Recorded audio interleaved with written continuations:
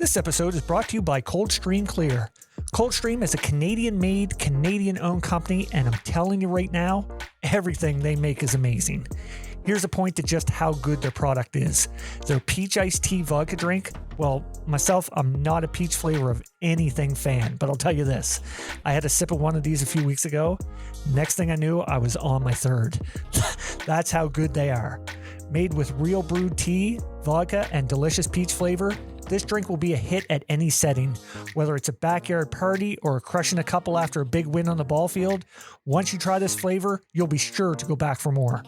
And hey, to all our Ontario listeners, you can now find these in all LCBO stores across the province. What are you waiting for? Go out and get your Coldstream today.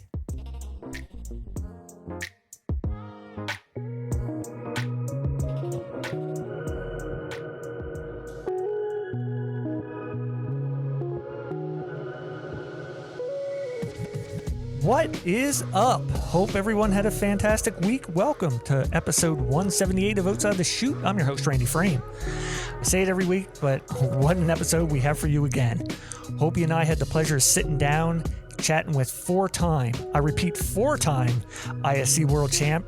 He was the 2021 ISC All World selection, 2012 ISF Junior Men's Gold Medalist, and 2019 WBSC World Cup Champion with Argentina, the one and only Pablo Migliavacca. Now, the reason I emphasize the 4 times is because during the interview, I screw up and I say 2-time ISC champ. I totally forgot about the 2 Pablo had prior to COVID with Hill United, so yeah, I'm an idiot. I like to take pride in the fact that I do my research for each episode very thoroughly, but I slipped up this one, and of course, hope he let me have it. Rightfully so, though.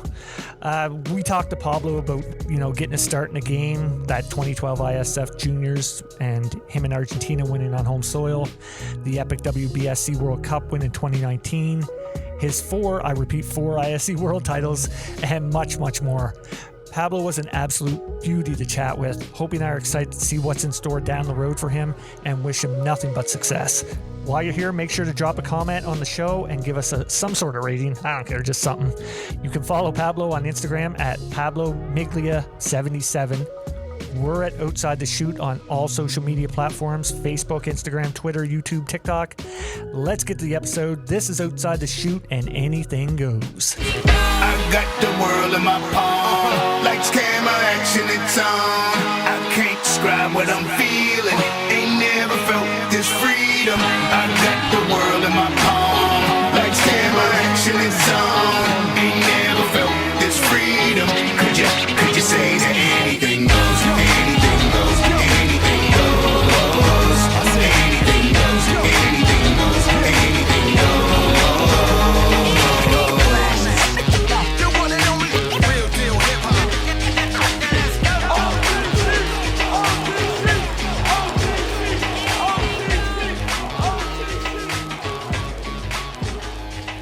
And that's why I had to put my high beams on. I mean, it was crazy. Nuts. Hey, Hopey. Oh, hey, buddy. How are you? Crazy story, man. Yeah. How you doing? Good. How about yourself? Not bad. Awesome. Another week, midweek now, Wednesday. Warmer weather. Muddy as Jesus out right now. But yeah, at least warming up, though. yeah, it's getting better. Yeah. You guys are in the gym? Yeah, we've been in 4 weeks in a row now. It's been good. Yeah. We had 16 guys out last night. We're kind of combining with Canada Games kids. Some of them. A lot of them are still playing hockey.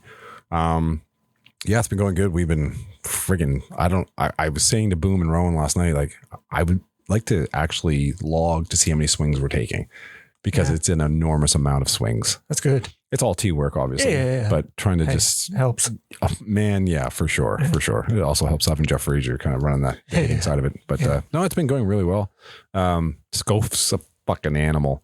Is he? Oh my God. I was talking to him last night, and not going to give away any secrets as to what he's working on, but he said last week, and I may not have all the times or dates right, but so we were in the gym last week on Tuesday. He pitched Wednesday night in Frazier's basement, Thursday night in Frazier's basement, and then called and said, "Do you think I can pitch again Sunday night in your basement?"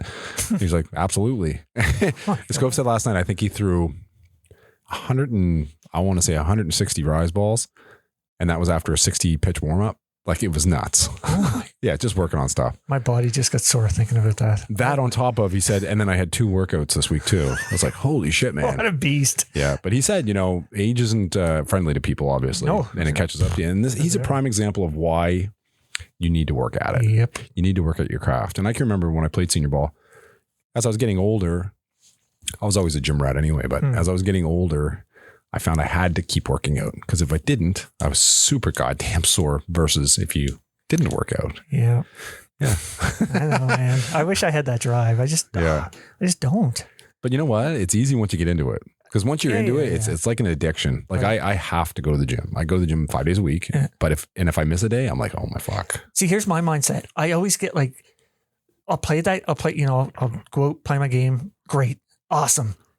Then the very next day, I'm like, what? But it's the second day. The second day, I'm like, I got to start doing something. Yeah. And you know what I mean? And in my head, I'm like, I'm going to do something. Yeah. Then the third day, I'm like, oh, I feel a little bit better. You know what I mean? And yeah. I don't have to do anything. Exactly. Yeah. It's just, stupid mindset by me. But yeah.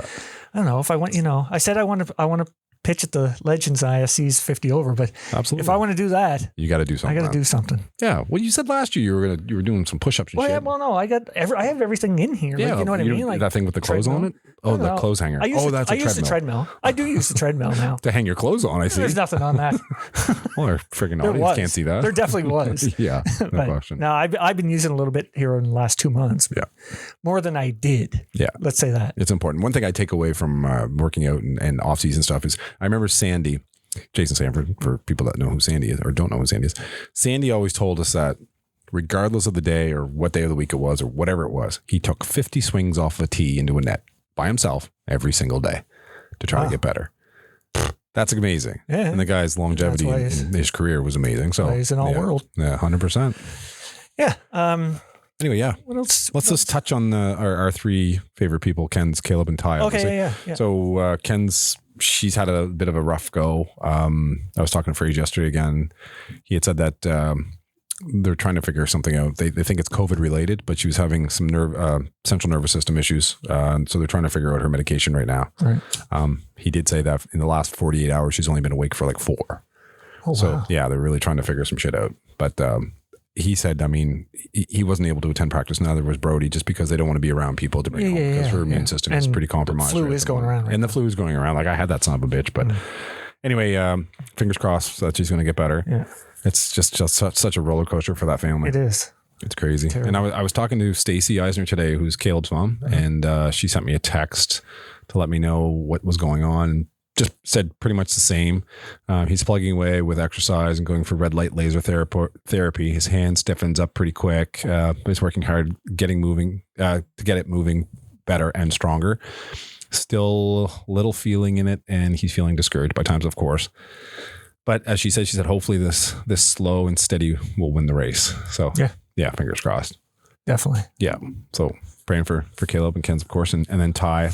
I talk to Darcy every day, and Ty's coming around. He's been working out steadily, getting some feeling back. His puffiness from his steroids is starting to go down, which he's very excited about. Imagine. I actually took him to the AUS UNB Katie game on Monday night. He came with me. Oh, right on. Yeah, so it was good. He has some buddies down there too that go to school, so you get to meet with those guys. But he's doing better, and he's also very discouraged as an 18-year-old. It's tough on him. He's bored out of his tree because he can't be back in school and stuff right now, and he wants to get back to driving. I know he has an MRI scheduled, I think, for this coming Friday. So we'll see. Yeah, again, slow and steady wins the race. Yeah, so we're always praying for those 3. Absolutely.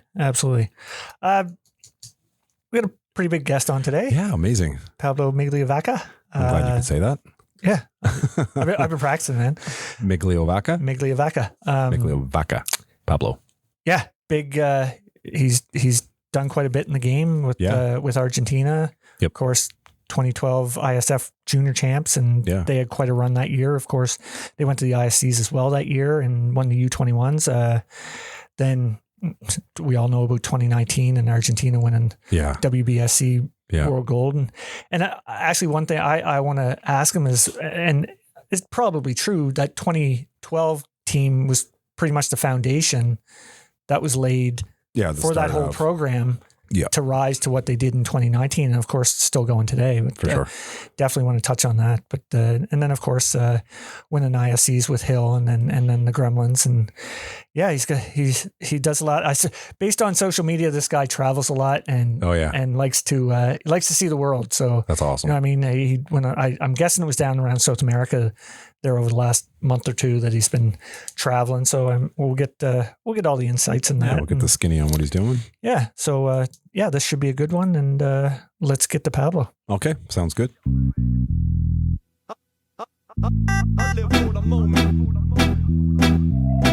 Yo.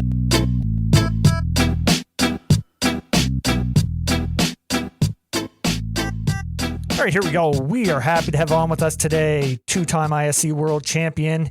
He was a 2021 ISC All World Selection, 2012 ISF Junior Men's Gold Medalist, and 2019 WBSC World Cup Champion with Argentina. The one and only Pablo Migliavacca. Pablo, thanks so much for coming on the podcast, pal. Hey, how are you guys doing? It's nice to be on this site, and yeah, happy for the invite. Right on. How's things going down in Argentina today? Nice. It's pretty hot. We're around the 40 degrees Celsius. Holy shit. Pretty and hot. like 99% humidity. So, oh God, yeah. It's like 50 degrees. That's crazy. Yeah, we just finished our nationals yesterday, which we played with those conditions. So it was pretty hot. Oh, yeah. I saw online that you how'd that go? For my team, not as good. We finished 5th, but it's always a really hard one. Yeah. We play like 7 round robin games and then playoffs. And yeah, we had a lot of rain delay. So we end up playing 3 on Saturday and 4 on Monday. Oh gosh. So that was pretty insane. That's a lot. Especially in that heat. I'd say. Jesus. Yeah, exactly. Yeah. That's insane. So what else has been on the go? I see following you on social media. You've been traveling quite a bit, I see. Yeah. I had a nice trip with friends. That's we had to pause for a couple of years, so yeah, I went a bit south in Argentina and camping, and that was pretty nice. Yeah, I guess it was. I mean, I saw some of the pictures there, and it's like, wow, that'd be awesome to get away to there. Yeah. Yeah. Well, let's get to your career here. Let's go back to the beginning. Tell us how you got your start in the game. Yeah. So my whole family played softball. So like my father played until he was like 18, 20s when he started college. But I didn't know until I started playing. Like I started because of a friend, and it was close to my home. So I went there for practice, and after the first practice, I said, "Oh, Dad, I started softball." It's like, "Oh, I played for 12 years," and I never knew about that before. Oh, wow! So that was pretty funny. And yeah, then I found out all my cousins also played, and there's a pretty fun fact. So the mother of my father, so my grandmother. Mm-hmm. She has 2 daughters and my father, and she has in total, so from the 3 different sons, she has 5 male grandsons. Yeah. Oh, yes. Yeah. Yeah. And the 5 of us played on Junior World Cup with Argentina. Wow. What? Yeah, and 4 different ones. Yeah, it's pretty crazy. Holy! So who is it? Obviously, yourself. Is Teo one? Yeah, my brother. Then we have Ernesto and Fede Cherot, and then Enzo Alcain. Holy cow! Yeah, so that's crazy. Mm-hmm. That's crazy. So Enzo played in Whitehorse in 2014. No, the one, no, 2 before. Sorry. 08, I think it was. Right. Yeah. Yeah, and then my other 2 cousins, they played in, I think, in New Zealand and Australia or so. I don't remember the exact dates, but Yeah, but that's That's incredible. pretty crazy. That is amazing. That's amazing. So I guess growing up, like, from what age were you when you started? Around 7 or 8. Yeah. Okay. So, but in difference to like other softball families, like it wasn't really present on my daily routine until I started playing. Like, Right. it's not that I used to go on the weekends to watch or so. It's like it was completely unknown for me until I just. Yeah, I fell in love at first sight on the first practice. And it's like, okay, I like this. That's awesome. That's so good. So, I mean, what was the, I guess, the landscape of ball like growing up from when you started at 7 until, say, you got to junior age? What was the competition like? Yeah. So no, like here in Paraná, we have like always on that age group, we have like 7 to 8 teams. So we have a lot of competition, and we start pitching windmill on the under 14s. So like with 12 years old, that's when we start like windmill. Before that, we just throw like underhand. Oh, Okay. And we don't play any T-ball or that, like just straight up underhand and then windmill. Yeah. So on that, when I was changing from like 11 to 12, my father was already coaching because we didn't have any other coach. So he just started watching games and then he started coaching. And he was like, okay, next year we won't have a pitcher. Do you want to try? Like, I was catching at that age. And it's like, I don't really want to, but okay, I guess if there's nobody else, we'll need a pitcher. So I was like, yeah. So that summer, I started like from scrap, like from nothing. And it was awful. It usually is when you start. But also like he hadn't, like my father never pitched before. So he was like just asking other pitchers for tips and reading whatever he could find at the internet and watching videos. And so it was a bit first self-taught for him and then transmitting to me and going to every clinic there was and asking everybody around. So yeah, it was a bit frustrating at times, but yeah, rewarding then when once you get the hang of it. Yeah. Once you get the hang exactly. of it. Yeah, for sure. So, I mean, I've known, from us talking to different people on here as well. I mean, the development of players down in Argentina now, especially in your area, I mean, is it something like, is everybody together year round?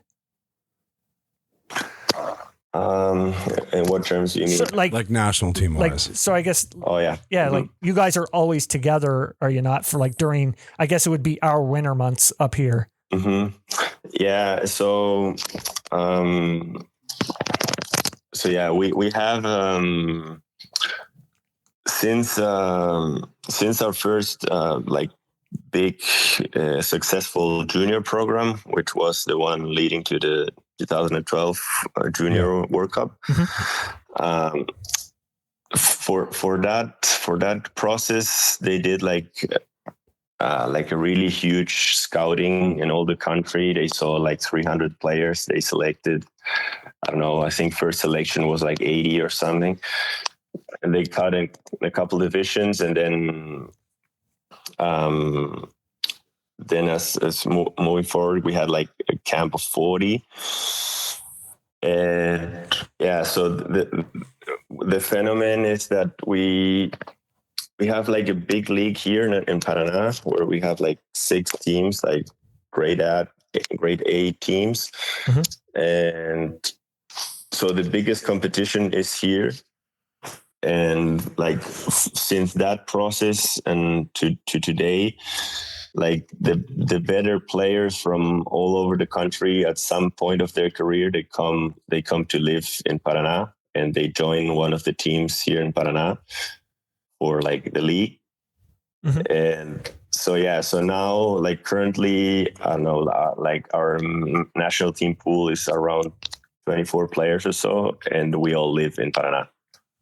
So like we have maybe 15 that are born here, but the rest already lives here for the last 4 or 5 years. Okay. Makes sense why you guys so this allows us to train and practice every day as we would be sort of a club team more than a national team. Like that's a big advantage compared to other countries that have to make, I don't know, 2 or 3 camps a year before they join for a World Cup. Yeah, that's right. Yeah, for sure. You mentioned that 2012 junior national team. I mean, that's a good place to jump into. Now, before the ISF Worlds there, you guys attended the ISC Worlds in Midland. How big of an eye-opener was that for you guys to get in there to some of, the best men in the world playing? Yeah, so before that year, we did 2 tours with that program. We did one in 11 and one in 12. The first one we played Boys of Summer, and we played in Jarvis, and we faced the Travelers with Don Scott threw perfect games against us. Yeah. Donnie threw pretty hard. But that was insane for us. Like we saw like all the players we grew up like watching, and even if we won just a few games, the thing like to be there and see the level and see what the top level was an eye opener, as you said. And then the next year we were a bit more prepared, and we played on ISCs. We played the under 23 ISCs, which we won. And then we played on the main bracket for ISCs. We won our first game, had our second game against the Gremlins. I think Newton pitched against us. Oh, Brian. And Brian. We lost 10-0.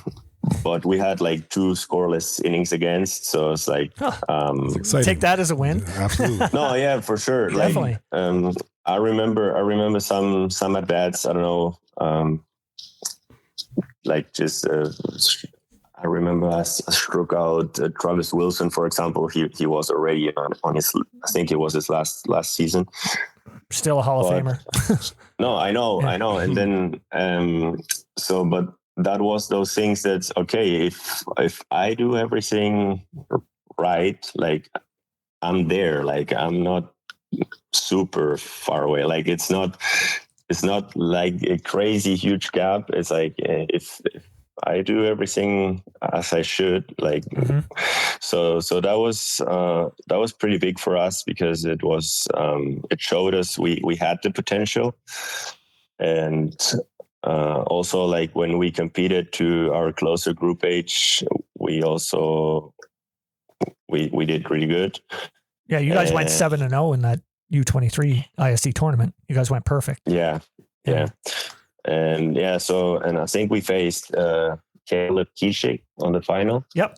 With Owen Sound. That's right. It was a really good team as well.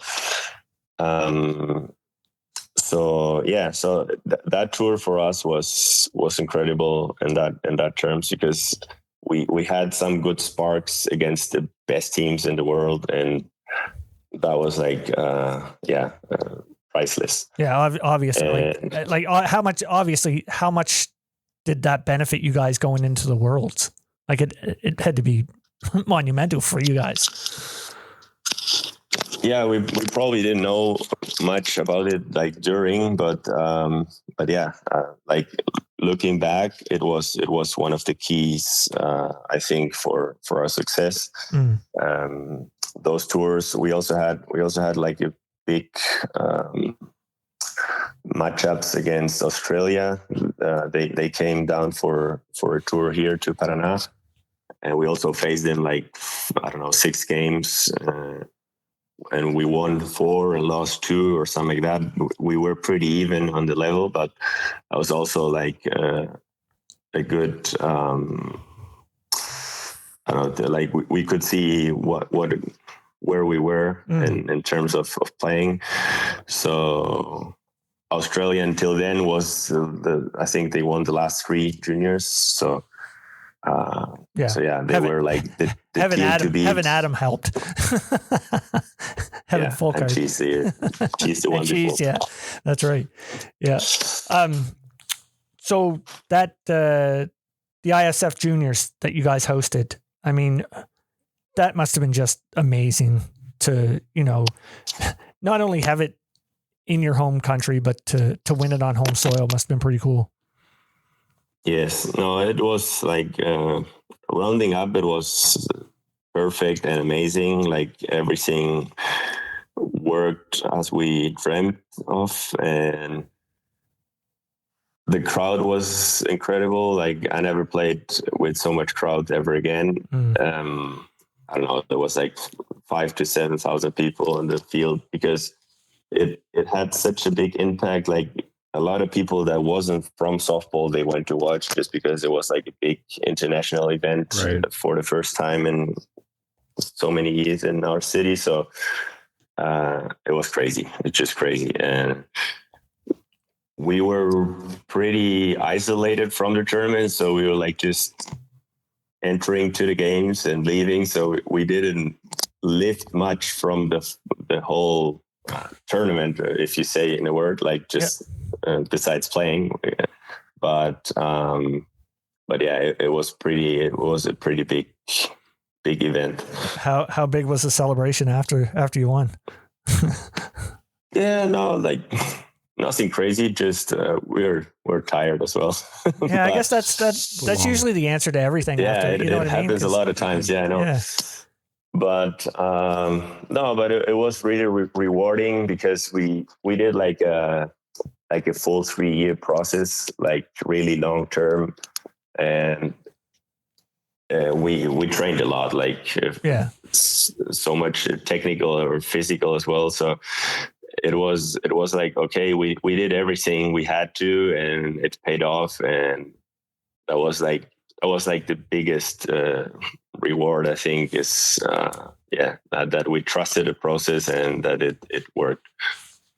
Now, do you think, now this is probably a relatively easy answer, because I mean, do you think that 2012 team set the foundation for what your guys' men's program is today? Oh no, 100%. Yeah, 100%. Like all the process before that, it's not that they were wrong. It's just like, we changed a bit the way of preparing, I think, in like a bit of a longer term.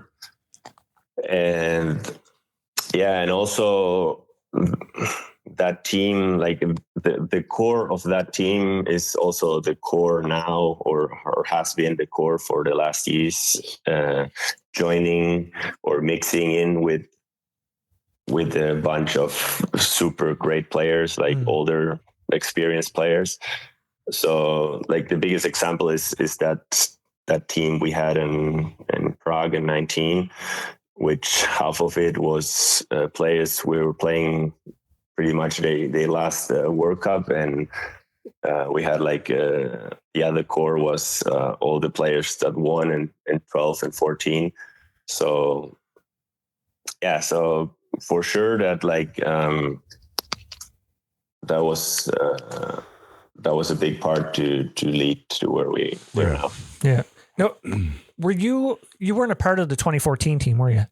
Were you too old?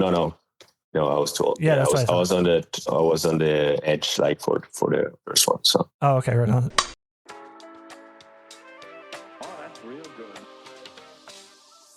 This episode is brought to you by Richie Connors of World Financial Group, your go-to for financial advice and insurance solutions.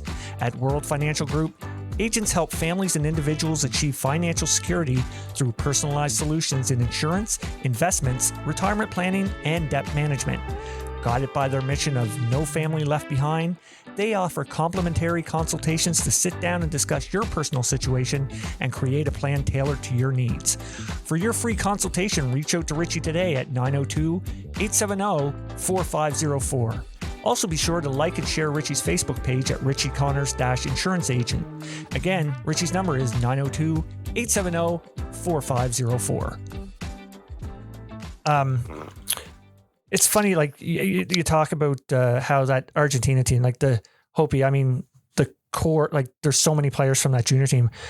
If you look at our Team Canada junior teams year after, you know what I mean? Like there's only usually about 2 or 3 guys that move on. They keep going. I know. It's so weird. It's so different. I was just thinking that exact thing too. But the programs that they're running, like Pablo just said in Argentina, they're doing it as a whole together. Right. Where we're so spread out across our entire country, our guys don't even get together. Like Pablo said, maybe 3 times a year for camps. Yeah. And then for the junior program coming up through, it's like you have all these aspirations of these junior guys taking the next step, become these Team Canada members on the senior side. Right. But there aren't very many of them. Yeah. It's very strange. Or they just die off and don't play anymore. Yeah. Oh yeah, but also it's like we have a few players that they quit playing after that juniors, for example. There's like 4 or 5, but still, like the rest, they also at some point, and mostly the ones that come to live here, like they already decided to go like all in on that on the softball career. That's right. So there is like a bigger commitment, and the rest of us that live here, like, I don't know, we just love the sport, and we would be part of whatever we can. So, I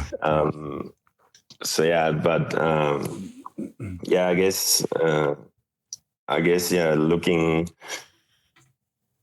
I always want like to see how many players from my juniors are still like playing on the Worlds and that. And,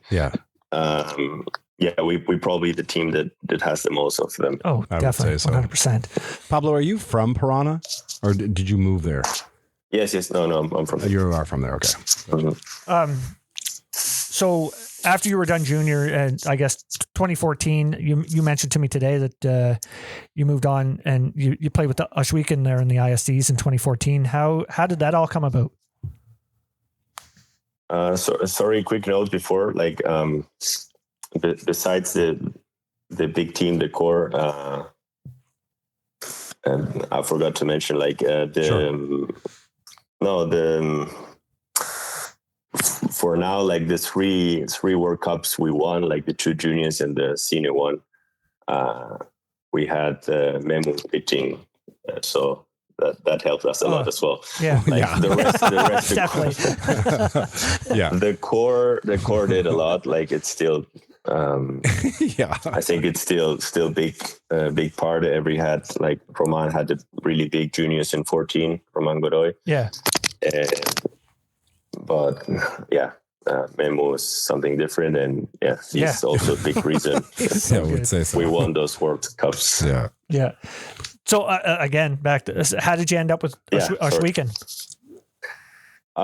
So that was also set up by our national team, because we had our Pan American qualifier coming up in October here in Paraná as well, and we we're in our off season on that time. Like we start our season in September after the winter, and so they were planning a tour with like 20 players, and they set it up so all of us that weren't staying for the summer and playing with a team got like a team. So they send out emails everywhere and they said, okay, we're going with the national team. We have all this bunch of players. Do you want to have one for the season? It's like, it's pretty much that. And it's like, So the Redmen were playing that year ICs because it was in Kitchener, because they didn't used to travel far, but Kitchener was close.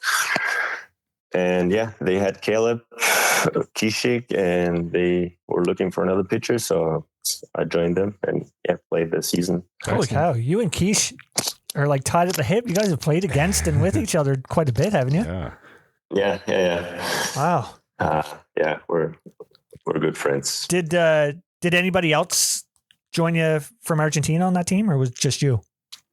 There was Rino Alegre. Okay. He was part of the juniors also in 12. He is catcher, so he joined me. Yeah, as a battery there. Right on.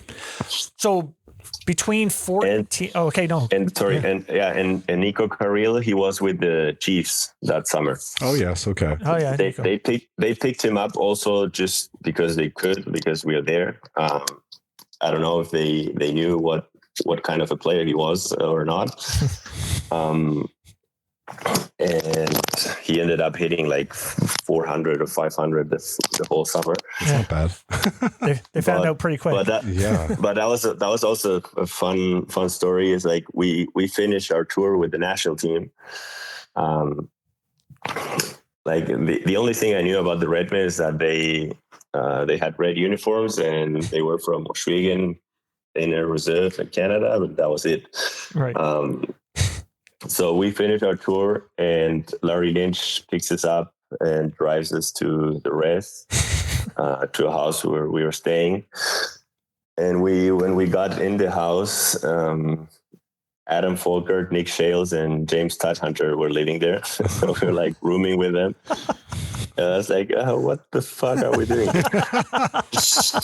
That's amazing. So it was weird to start, but then it was really funny, and we had a super nice summer.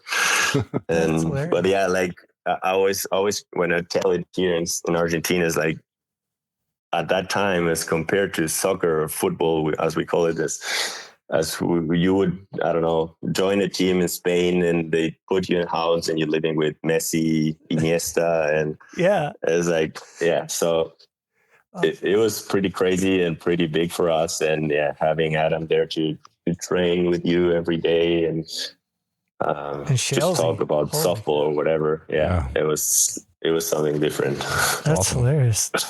I'm surprised Shalesy didn't tell us that one. That's a pretty funny story, actually. Yeah.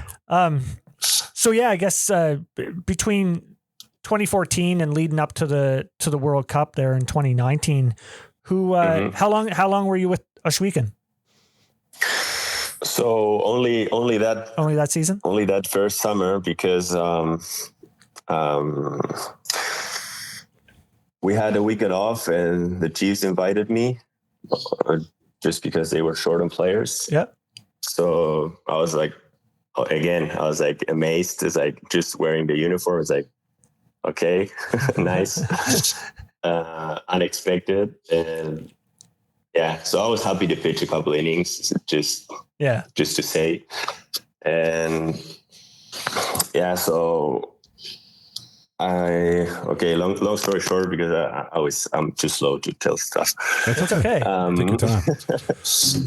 So I pitched a couple innings on one of the first games, did okay. And second day, Mitch Hardy was pitching against Circle Tap. Oh yeah. And he got a cramp or so, and they put me in because it was probably quicker to warm up. And so like we were up by 1. I hold up for a couple of innings. They tied the game, and then Adam came in and we won. So it's okay. I passed the test. And then the next day, Adam pitches the semis against the Twins. So Adam against Cleary, big game, Sunday morning. This was in Elkland. So that was my first tournament with the Chiefs. Yep. And so we moved to the final, and Mitch was still cramped. And I think the third pitcher that year they had was Jeff Farian. Yeah. And we're playing the Gators, and they had beat Farian on the weekend before. So John Hill comes and gives me the ball. It's like, you're starting. It's like, what the hell? So I remember Seva Herbasuti coming to say bye. It's like, these crazy people is giving me the ball to start a game. What do I do? It's like, he says like, we had Craig Crawford catching that summer. Okay. And he goes, he's one of the most experienced catchers in the game. Like, if you throw what he says, you'll be fine. Oh yeah, for sure. It's like, okay. So we end up beating the Gators at extra innings. It was 3-2 or 4-2, something like that. I think MJ hit a home run to win it. Nice. So that was my first tournament with the Chiefs, and they were like, okay, we want you next year. It's like, well, I guess I'll be. So yeah, Wow. That's my story. That's awesome. So were you with the Chiefs right up till 2023? So I played until 22. Right. Oh, okay. I think it was like 9 seasons or so. Yeah. Okay. Well, we'll get back. We to missed that. one for COVID. Yeah. 2020 and 21. I think were canceled. No. Oh no, 21 was canceled. Of course not. Yeah. 2021 is when you 21 we won. Yeah. I want to ask about 2015 WBSCs. Were you not a part of that team in Saskatoon? No. Oh, okay. No, the only World Cup I was part of was 2019. Okay. Yeah. I missed all the other ones. Well, let's jump into the 2019 one, because I mean, that one in Czech Republic. It's safe to say your most memorable moment in the game to date. Yes. Yeah. I would. Yeah. That was probably. Yeah, like the one we won with the juniors was big at the time, and then like winning that is like, accomplishing the highest tournament you can in softball, I think. Right. So again, it was pretty rewarding. Like the same, like we did like a super long and nice process with that team, and it was really fun and nice to be a part of it.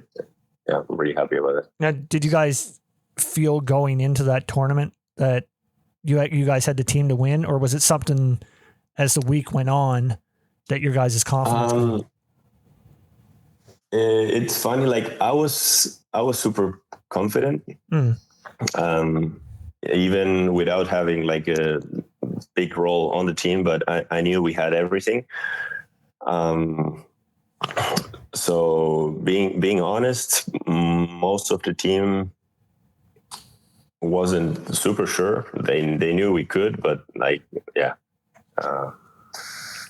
it wasn't like we did all we could. So like that was a big part. Like we had done everything in our hands to be the best prepared for that tournament. But then the tournament is so hard and so changing and so difficult. Like that was another feeling I had. Like as soon as it finished, it was like, if we have to play it tomorrow again, I don't know if we win it again. It's like, Right. It's so we had so many close games, and the final was insane, 10 innings. So yeah, it was unique. It was really, really crazy. Yeah, that was. I think that was. Well, I guess one of Waymo's coming out parties. I mean, he was so. Oh good. no, he was just going. He was like, so good in that tournament. It was funny. Like on the final, it's like that was the game I was the less nervous because I knew I wasn't coming in. Like I knew he had it. He had it. Like it was all him, and he did. No, he pitched an amazing final. Yeah, for sure. And I mean that win for you guys in 2019. I mean, we mentioned the one in 2012 and what it did for you guys' program, but the one in 2019 only added fuel to what your guys' program still is and the guys coming up. Oh no, for sure. Yeah. That crowned a little bit all of that. It's like, we reached the top. And it paid off all the years of training and building up. And yeah, now the bigger goal is to maintain that and keep being there. It's I think it's even harder than reaching it. Yeah, for sure. That's right.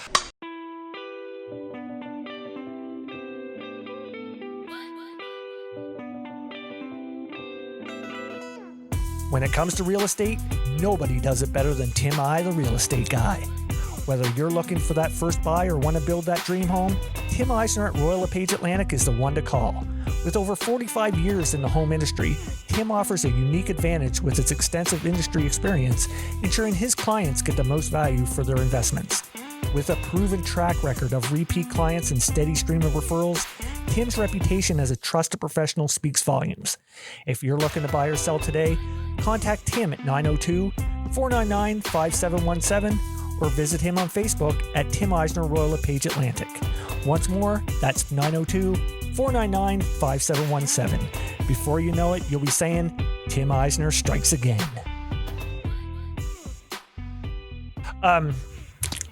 2021 ISCs, the one I thought was canceled, but it wasn't. You win your first one with the Hill while also being named to the All World team. I mean, you played a big part. How cool was it winning that first ISC title? No, I already won 2 before that. Oh, with Hill, that's right too. Yeah, 15 and 17. Good job on my notes. Wow. Holy cow! But that was the first one I had a bigger role on the Yeah, on that's the right. win, Yeah, for example. Yeah. So you won 4 titles. You won 4 ISCs. 4 ISCs and 4 SAs. Yes, that's right. Okay. I'm usually good on my notes. Holy cow. And I missed those 2. But yeah, I mean, that first one where you played a big, I mean, you had a no-hitter in that tournament as well, did you not? Yeah, I think the first game, was Ostrander. Yeah. So, I mean, it was. Yeah, no, that was it was a different year for that Chiefs team. We were missing Adam and Nikki. Oh, that's because of COVID, pretty much, because they it was moving a bit better, but borders were still an issue. That's in right, some, too. Yeah. So it was you and Canadians, Devo. You and Devo were pitching. And Pat Burns. And Patty Burns, yeah. So that was one of the biggest things we had to change. Is we're pitching by committee, the 3 of us, and that's the only way if we want to win. And so we lost one of the first crossings with the Gremlins, so we had to come all the way up. We played 4 games, I think, in the last 2 days. Mm-hmm. And that was also the first time we did. So it was nice. You beat the number 5, the number 4, the number 3, and the number 2 in 4 games in a row. So, I started those 4 games, and that's also one of my nicest memories, in terms of softball achievements. To be part of that team, that stuff. It was a really, really hard fought tournament, and Devo came up super sharp on the final, and it was a title. Nico and Bruno hit, and Tony, they had a super great weekend as well. So that was the one. Was that the one Hilly hit the one that you thought it was going? To walk it off. Oh, yeah, right, yeah. Yeah. That's right too. That was a great ending to that final. I remember that. Oh, that was awesome. You forgot that he had 4 championships. I forgot he had 4 championships too. Anyway. Yeah, that's good job by me. So I guess what led the move from Hill to the Gremlins? So the next year I was still part of the Chiefs. And then that was just wasn't our best year. We had a couple injuries and stuff, and I think I ended up pitching a bit more than I was used to and like my role, in terms of like, Chapman was supposed to be that year with us, and he had a surgery, so he couldn't make it. Oh, right. And Adam had an injury during the season. Yeah. So, yeah, so I don't know. It's just my performance wasn't as good as needed for that ISCs, and I ended up losing. We ended up losing the 2 games I pitched in. So yeah, it was a decision by Hill just to change the pitching staff for next summer, and yeah, that was it. Opportunity with the Gremlins. Yeah, I guess. Well, I mean, yeah, I was surprised that the Gremlins called me right away. It's like, okay, I guess I have to. Yeah. Well, Yeah. I guess so. It's not a bad move. It's not a bad move at all. So yeah, it paid off. I mean, you guys, you won in 23. I mean, it had to feel some good winning, with your new team, especially in the first year. Yeah, no, it was really nice to be part of that team, like to play alongside with like Keys and Wayne, Lala, Zenon, and Benenoka, and Ramaki, Cole Evans, like a lot of players that I also admired a lot, and I always had on the other side. And it was a challenge because now I had to pitch against Bradley and Shane and Bruno and also players I like to have on my team. Yeah. So Shalesy and Hilly, and so yeah, that was a big of a challenge, but it was nice. I hate losing, and I like to compete, and so far I have pitched some good games against Hill. Yeah, for sure. Now, we talked to Abe's on here a couple weeks ago, and I asked him his opinion on this. What was it like, seeing a 19-year-old pitcher dominate like Jack did that year? Oh, no, it's just,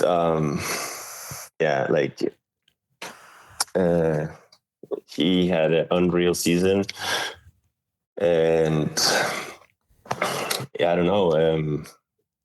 He's just too good. He had the advantage that it was also his first season. So always that first impression till the batters start to see you a bit more is also it has a big. It has an advantage for the pitcher. Yeah. But no, I think he's the one that makes the ball spin the most I've ever seen. The curve is unreal, and he's a lefty too, so that helps a lot as well. And I continue to be a reliever for the Australian Aces, so I don't mind that at all. That's not a bad role to have, actually. No, I like it. No, definitely not. It's funny talking about Jack's curveball. I can remember the first time that I was in a tournament with Salt Lake City in 2008. We were in Santa Barbara, California, and we were playing against a team, and I saw this pitcher out there, and I was behind the backstop, walking behind the backstop, and all of a sudden the pitch came in and it curved about 2 feet. And I was like, what the hell was that? So I said, who was that out there pitching? And somebody was like, that's Sebastian Giversuti. And I was like, oh, who's that? And they're like, oh, he's from Argentina. So yeah, Sebastian has quite a curveball as well, does he not? Yeah, he is one of the best. Curveballs as well. Yeah. And such a good guy too. I got to actually talk to him, and he was such a good dude. No, he is. He's really good. And yeah, as I said, like all the pitchers we had here in Argentina, they always are happy to give a hand, to help, to train, to give an advice. And I don't know, we always had good pitching, and I think that was one of our biggest marks as Argentina softball, like to have good pitching. And yeah, it's also because of that generosity of all those players like Seba, Juan Porolicio, Maxi Montero, Cisco, and the oldest one before. Yeah. I mean, that's quite a array of talent there. Yeah. So Lucas Mata. Yeah, Lucas as well. I mean, there's another dominant pitcher from back in the day. So I guess going into 2025, WBSC World Cup's coming up in Prince Albert, Canada here. How much are you looking forward to that? Oh, no, yeah. So far, training a lot. Our team's not decided yet, so I hope I make the team. That's not yet confirmed. I think after the qualifiers you should be all right. Yeah, but you never know. Yeah, that's true. It's true. Let them be humble. So, Yeah, true. Yeah. Yeah, so no, for sure. Like those qualifiers were big for us and also big for me in the way, like the first one, the Pan American. It was the first time we didn't have Wemo for one of the biggest tournaments, and yeah, just to step in that role to replace him and Roman, for example, was also like a nice challenge, and I was happy it went well, and so yeah, I'm confident. Like I'm doing all we need or all what I need to make the team, but as I said, you never know. It's like it's always a hard decision. Like you have pitchers like Martin Gonzalez and Nahuel Sáenz, who is like growing as crazy. He just won the nationals here as well. Yeah. So yeah, we'll see. Yeah, that's all you can do. I'm sure that tournament's going to be phenomenal. I mean, can't wait to. Yeah. Also, it's going to be the first time with this new format. So that's right too. It's like a shortened version of the last one, but that also makes you you cannot have any mistakes. Like just one big hit you got, and you can lose a game, which can make you not qualify or leave you out of the final. And so I think the pressure is going to be a big factor in this one. Yeah, definitely. Yeah. It's like I said, it's going to be fun to watch. We have a thing that we end every podcast with, call it player association. Oh, I thought you were going to ask him for his credit card number again. Oh no, go ahead. What? We're looking for fun. It probably won't work in it. Okay. Anyway, I'm going to throw some names to you, and you maybe touch on them a little bit. And if you have a funny story about them, let it fly. First one I'm starting with is Bruno Matroni. Yeah, so Bruno is. I have to tell a story, or what he means for me. No, you can. You don't have to tell stories. You don't have to tell. Give us your thoughts. Give us your thoughts on him. No, so Bruno is. I don't know. He's. I think he's our biggest idol in Argentina softball. Growing up, he was. The player you always admire, the one that hits the big hits in the key moments, and he continues to do so even with his age. And I think he was the main part of last ISC's win, like him and Marco. So he still controls a lot the game, the pitchers. He makes them work. And yeah, I have a really hard time facing him, but I still enjoy it a lot. And yeah, I consider him a big friend, and nice. Yeah, it's always a pleasure to play alongside it. Right on. Next up, I have Lucas Mata. Yeah, so Lucas also was like the pitcher to watch, like the most amazing one in terms of movements and speed and location. He made it look so easy, but So I think he was one of the most talented pitchers we ever had in Argentina. And if he would have had a better hitting with him, he probably would have won all what Memo won. Yeah. So he's also one of the our legends from Argentina. Right on. Next up, a guy we haven't mentioned in a while on this podcast, Steve Mullally. Yeah, so I love Steve. We do too. We played our last season in the Chiefs together, and we both sort of knew it was our last season, and it was I don't know, like I only have fun memories with Steve, and I think he's one of the most fierce competitors I ever played with, and he's just a gamer. He just wants to win, and he makes all it takes, and that's so contagious. And yeah, he's a hell of a teammate. Yeah, for sure. He's awesome. Two more here. I can't let you go without talking about this guy, because usually any gremlin I have on here, I bring him up. It's Var Matiosian. Sorry. Yeah. I haven't really spent much time with Farmy. He missed most of last year's season. Oh, okay.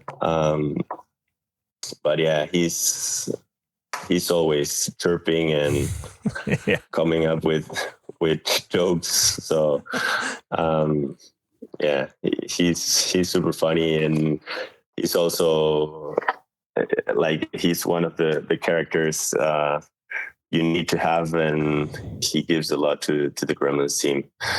And yeah, we missed him a lot last year, so it's always nice to have him around. Yep. Even if he's a pain in the ass sometimes. But yeah, he's a beauty though. Yeah, he's awesome. He's awesome. Last but not least, Teo Migliavacca. Yeah, so my brother, I admire him a lot. I think he's the better player from us two. And no, it's something special to be able to play with him. And I enjoy a lot to, like, in our club team, we play together. So, and then I enjoy every time, every moment we have together in the national team. It's pretty awesome. And we had a game on the last the tournament we played in Prince Albert, where he catched me against, I think, Hong Kong. Okay. We almost threw a perfect game. I blew it up on the last batter, I think. So. Oh wow, that's amazing. Yeah, that would have been sick. That's like.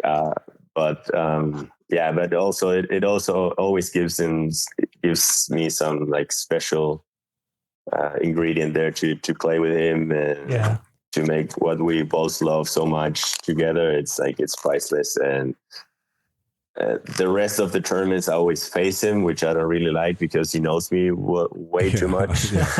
So every other place we play, in Venezuela or Europe or States or Canada, we always face each other.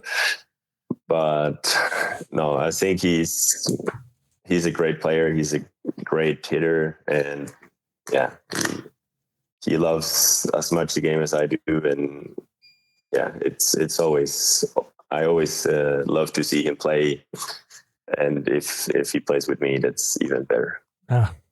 Perfect way to end it there, Pablo. Awesome. Listen, buddy, we got to thank you for taking time out of your schedule to come on and talk to us. This has been fantastic, going through your career and learning everything about you. Like I learned that you won 4 ISCs. I did know that. Tonight you learned. Yeah. But anyway, listen, buddy, thanks a lot for coming on and talking with us. Really appreciate you having me on. Thank you guys. And yeah, anytime. I was a bit upset you didn't save the 77 one for me. Oh, I should have had 177. That's all right, buddy. Listen, hey, best of luck. Coming up. Hopefully, we see you in Prince Albert for WBSCs, and we'll get to watch you play. Best luck all summer. Yeah. Yeah.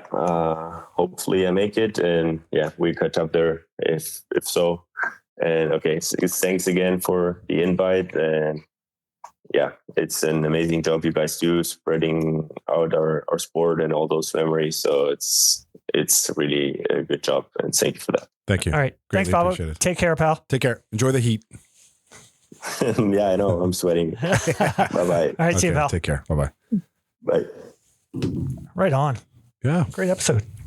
Great English speaking. Yeah. I mean, great English speaking. Yeah. I mean, not that he has to. Well, no. I mean, for me, but it's a lot of the fantastic. Argentina team, there's, a lot of them don't speak English, right? Yeah. Yeah. So like mentioned in the intro, hell of a career so far, and it's still going. Yeah, of course. Still going. Like I said, it's gonna be interesting. That World Cup in Prince Albert's gonna be friggin' awesome. I hope it's going to be so tight. Yeah. I think. And like we saw US release their roster this week. Yeah. Man. Nice. It's a hell of a roster right there. It is pretty good. Yeah. Yeah. Yeah. And actually because I reposted on Instagram and Yusuf sent me a message back. Oh, yeah. He said, we have a squad. I wrote, I was like, yeah, you guys do. You definitely do, man. Yeah. It's going to be good. It's going to be tough, man. It is going to be tough. But it should be. It's all the best 100%. teams in the world. Well, honestly, you think back to, back even 2015, there was only realistically 3 or 4 teams that could win it. Yeah. Now there's well, it's like what we talked about with Blair and Kyle. Like, if you fuck up one game too, you could be fucked. Exactly. So it'll be all of the aces going in every game, essentially. Yeah. With guys come in and throw BBs. Yeah. Anyway, I'm looking forward to it. It's going to be exciting. What a busy summer those guys are going to have. It's going to be crazy. It's going to be crazy. Yeah. It's going to be awesome. It's going to be a lot of ball to watch on our end, and it's definitely going to be fun. You had a story you want to remember before we start recording? So I went to, so both of my daughters, I have twin girls as we know. So Maddie and Kenny was working, so she didn't travel down with me. But I picked up Maddie down the valley and then took her to the game. But 4 of my buddies went with me too. So we picked Maddie up. Maddie and I go in, we sit down. Did you say what game you were going to? UNB Acadia. Sorry, okay. I apologize. Yeah. So UNB Acadia. It was game 3 of the AUS semifinal, and UNB's a wagon. Like, they're not going to get beat. They're just so fucking good. But anyway, so Kenny's boyfriend is the captain of Acadia, and Maddie's boyfriend is the assistant captain, or one of the assistants at Acadia. So when we get there, Maddie's sitting beside me with my 3 other buddies, 4 other buddies, and these 2 guys are down in front of us looking up at us, and they're staring at us. So I just turn my head and look and say, hey, hi. Turn away. I look at Maddie. Maddie's like, why are they staring at us? I was like, I don't know. So I look again. They're looking at us. Maddie looks away. So I was like, whatever. So anyway, we sit back, start watching the game. Then Kenny shows up. So Kenny sits beside her sister, and they're twins. So then Maddie and I look at or Kenny goes, oh, that's Peyton's uncle and cousin. And Maddie and I are like, oh shit, Kenny, they're going to think you're a bitch because I was not saying hi to them. Anyway, it was pretty funny. We went and talked to them afterwards, awesome. But yeah. That's hilarious. Yeah. Oh my God. That's so funny. Pretty funny. Yep. Funny shit. The funny stories about twins, man. Yeah. Yeah. What's up next, Framer? I'm going to leave that for surprises. Oh, are you? Yeah. Leaving that for surprises. Actually, I will mention next week's. I have a very big prospect from the States, from the girls' side. Oklahoma Sooner commit, Ella Kate Smith. She is nice. Going to be an absolute weapon for the Sooners. Like the Sooners don't have enough weapons on their team. Yeah. But yeah, she's a 2026 commit. And good. She's on the U18 USA women's national team as well. So yeah, it's going to be fun. I think between now and the summer, from the women's side, you're going to see me talk to a lot of up and coming girls, right? Stuff like that. That's good. Get them out there and prospects, show their side, get their stories out, and I like to promote them. before they make Wouldn't it be amazing if we had NCAA men's softball? Oh, that'd be so sick. Fuck, that'd be crazy good. That'd be amazing. God, that'd be so awesome. Yeah, getting a scholarship to go Jesus Christ. play fast pitch. Yeah. That'd be awesome. Amazing. Yeah. Anyway, so yeah, that's what's coming up. Other than that, that's all I'm going to say what's coming up right now. Okay. Perfect. I will say our schedule's full through till May. Okay. Yeah. Good news. Good news. Anyway, another week. Yep. Praying for Ken's, Caleb, and Ty. Absolutely. Thanks for listening, everyone. Thanks for everybody for listening. Remember, subscribe, like, share, all that jazz. And yeah, have a good week. Okay, buddy. All right, classified. I gotta turn on the high beams. I read the rules before I broke them. I broke the chains before they choked me out. Now I pay close attention, really learn the code. I learned to read the map before I hit the road. Hey yo, I know you never heard this before, but I'd rather lose a fight than miss the war. And I ain't wishing competition or fishing for it. I'm just living in a system, conditions are poor. I've been lost in the rhythm and misinformed. Too many late nights hitting the liquor store. Too many bad decisions, half-ass attempts. No sweat, no fear, no blood, no tears. I go hard, and I ain't making up no excuse. I'm overdue, I don't do what I'm supposed to do. Cause if you think about it, man, we supposed to lose. It ain't all picture perfect ocean views. No, I was a first-class rookie, taking out bullies in my all-black hoodie. Man, a mystery, you know the history. Get it or forget it, cause poof, I'm out of here. I read the rules before I broke them. I broke the chains before they choked me out. And I paid close attention, really learned the code. I learned to read the map before I hit the road. We say, Nobody's gonna see me coming. Nobody's gonna hear a sound. No matter how hard they try it, they'll stop me since I found. Man and ninja, man and ninja, man and ninja, man and ninja. hey yo, I've been high and I've been real low. I've been beaten and broken, but I healed though. So many ups and downs, roughed up and clown. We all got problems, but we deal though. I'm trying to do better now, find my inner peace, learn my art form and find my energy. When my back's on the wall, I don't freeze up. Now I find my inner strength and I re-up. Here we go. I know I never been the smartest or wisest, but I realize what it takes. Never dwell in the dark, cause the sun always rises, but gotta make it to the next day. It's a feeling that you get in your lungs when you run, but you're running out of air and your breath won't come.